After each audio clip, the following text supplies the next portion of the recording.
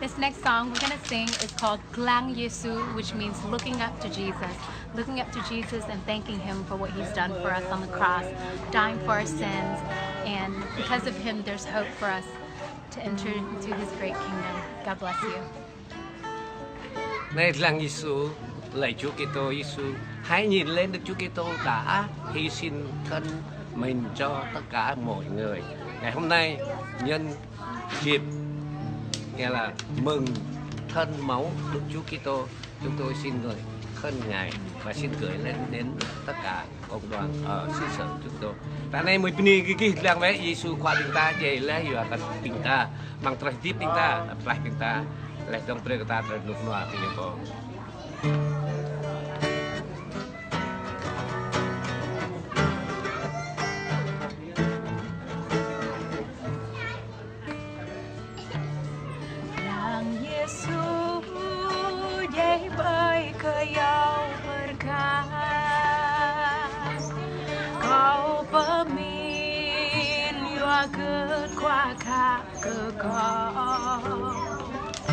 Berjar ade kebakutan lai maaf Yua kecil manui klik lan tanah Yesu Yesu con kém nghi brau chúa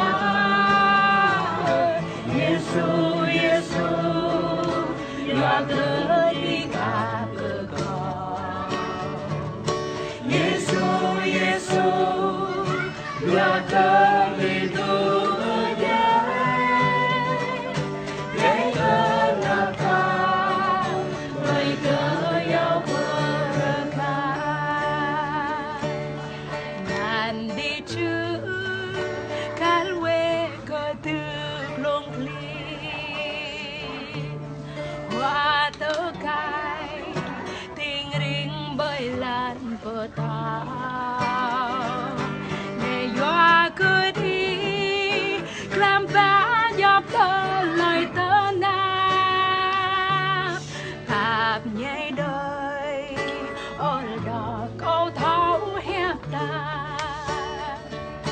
Yesu Yesu con yang người con Chúa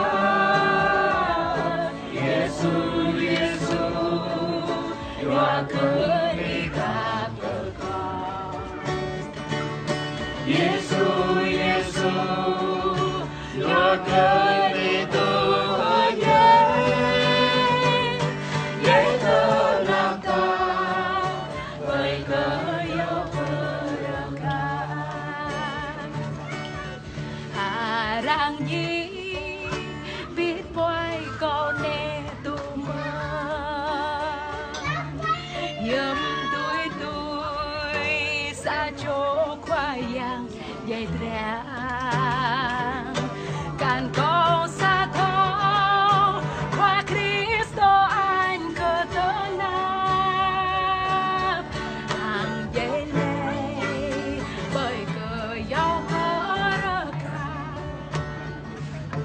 Yesu Yesu con em yêu người ta Chúa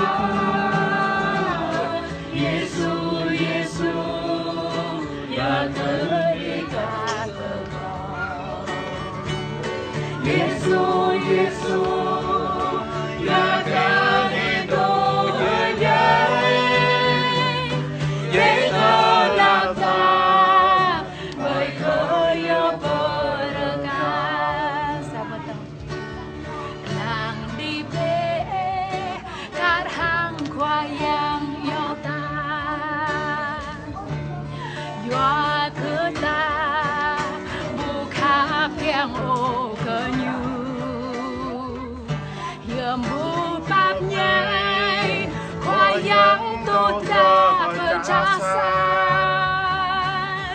Đòi khai về bờ bộ kem khắp cơ ta